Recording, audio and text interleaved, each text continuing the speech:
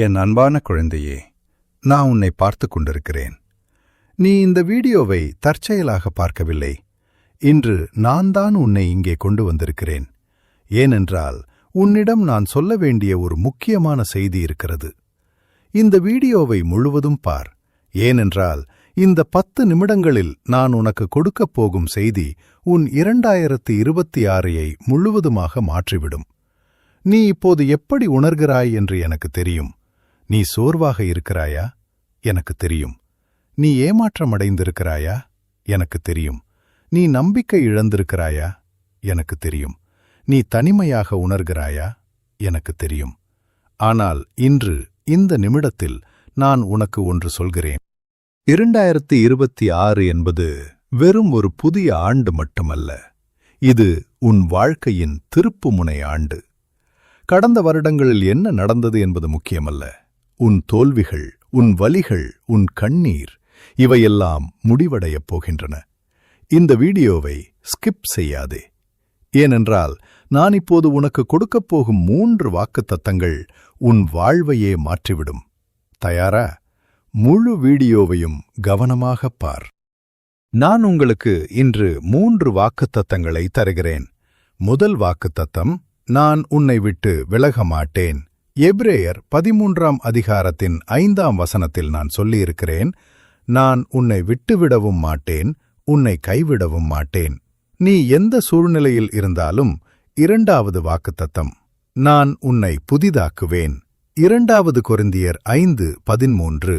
ஆகையால் ஒருவன் கிறிஸ்துவுக்குள் இருந்தால் அவன் புதிய சிருஷ்டி. கடந்த காலத்தின் தோல்விகள், பாவங்கள், வேதனைகள், இவையெல்லாம் உன்னை வரையறுக்காது. 2026இல் நான் உன்னை புதிய நபராக, புதிய நோக்கத்துடன், புதிய பலத்துடன் உருவாக்குவேன். 3வது வாக்குத்தத்தம், நான் உனக்கு நல்ல எதிர்காலத்தை தருவேன்.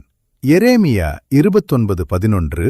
நான் உங்களுக்காக கொண்டிருக்கிற நினைவுகளை அறிவேன் என்று கர்த்தர் சொல்லுகிறார். அவைகள் தீங்குக்கல்ல, சமாதானத்துக்கே உரிய நினைவுகள். நான் உங்களுக்கு நம்பிக்கையான எதிர்காலத்தை தருவேன். என் வாக்குத்தத்தங்கள் உறுதியானவை. ஆனால் நீயும் சில முக்கியமான காரியங்களை செய்ய வேண்டும். 1. விசுவாசத்தில் முன்னேறு. எபிரேயர் 11ஆம் அத்தியாயம் 6ஆம் வசனம். விசுவாசமில்லாமல் தேவனுக்கு பிரியமாயிருக்க கூடாதென்று அறிந்திருக்கிறோம். 2026இல் 2. மன்னிப்பை கொடு. மத்தேயு 6:14-15. நீங்கள் மனுஷருடைய குற்றங்களை மன்னித்தால் உங்கள் பரமபிதாவும் உங்களை மன்னிப்பார். பழைய காயங்களை விட்டுவிடு. வெறுப்பை விட்டுவிடு. மன்னிப்பு உன்னை சுதந்திரமாக்கும். 3. என்னுடன் நேரத்தை செலவிடு. சங்கீதம் 46:10. அமர்ந்திருங்கள், நான் தேவன் என்று அறியுங்கள். தினமும் என்னுடன் பேசு. வேதத்தை வாசி. ஜெபம் செய். என்னுடன் உள்ள உறவே உன் வெற்றிக்கு அடிப்படை. 4. பயத்தை விட்டுவிடு. யோசுவா 1:9. நீ பெலங்கொண்டு திடமனதாயிரு, பயப்படாதே, கலங்காதே. 2026இல் பயம் உன்னை வழிநடத்த விடாதே. நான் உன்னுடன் இருக்கிறேன். என் பலம் உன் பலம். இப்போது நான் உனக்கு சொல்கிறேன், 2026 ஏன் உனக்கான ஆண்டு.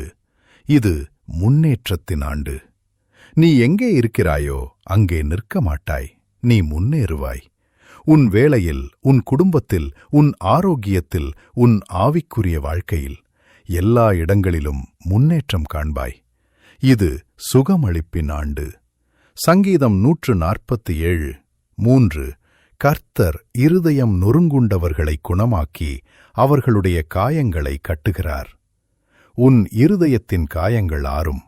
உன் உடலின் நோய்கள் சுகமாகும். உன் மனதின் வேதனைகள் நீங்கும். இது அதிசயங்களின் ஆண்டு. மார்க்கு 9:23. விசுவாசிக்கிறவனுக்கு எல்லாம் கூடும்.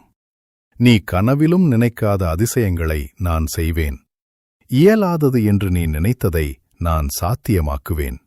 இது மகிழ்ச்சியின் ஆண்டு. நெகேமியா 8:10. கர்த்தரால் உண்டாகும் மகிழ்ச்சியே உங்கள் பெலன். உன் வாழ்க்கையில் மகிழ்ச்சி திரும்பி வரும்.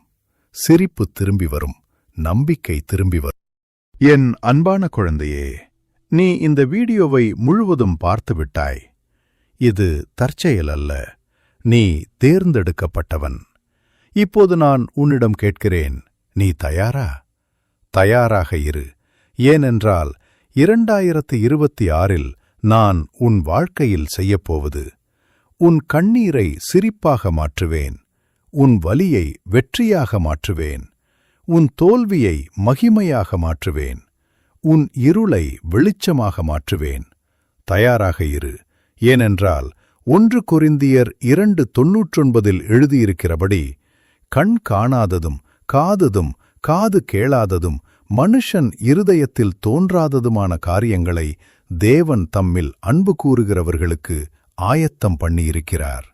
என் இறுதி வாக்குத்தத்தம், இதை எழுதிவை, இதை நம்பு. நான் உன்னுடன் இருக்கிறேன். நான் உன்னை நேசிக்கிறேன். நான் உன்னை கைவிட மாட்டேன்.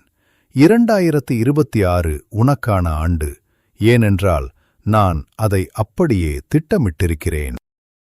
இப்போது இந்த நிமிடத்திலேயே என்னுடன் சேர்ந்து இந்த சக்தி வாய்ந்த ஜபத்தை பண்ணு. பரமபிதாவே, 2026 என் கைகளில் ஒப்படைக்கிறேன். உமது வாக்குத்தத்தங்களை விசுவாசிக்கிறேன். கடந்த காலத்தின் வழிகளை விட்டுவிடுகிறேன். உமது திட்டத்தை ஏற்றுக்கொள்கிறேன். என் வாழ்க்கையில் அதிசயங்களை செய்யும். என்னை புதிதாக்கும்.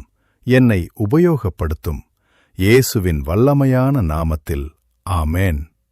இப்போது கவனி, இது மிக முக்கியம். இந்த செய்தியை உன் நண்பர்களுடன், உன் குடும்பத்துடன் பகிர்ந்து கொள். ஏனென்றால் அவர்களும் இந்த நம்பிக்கையை கேட்க வேண்டும். கீழே கமெண்ட்ஸ்லு 2026 என்னுடையது என்று டைப் செய். இது உன் விசுவாச அறிக்கை. உன்னை ஆசீர்வதிக்கிறேன். உன்னை நேசிக்கிறேன். 2026 உன்னுடையது. முன்னேறு. விசுவாசி. வெற்றி பெறு. நான் உன்னுடன் இருக்கிறேன். ஒவ்வொரு நாளும், ஒவ்வொரு நிமிடமும் தயாராகு.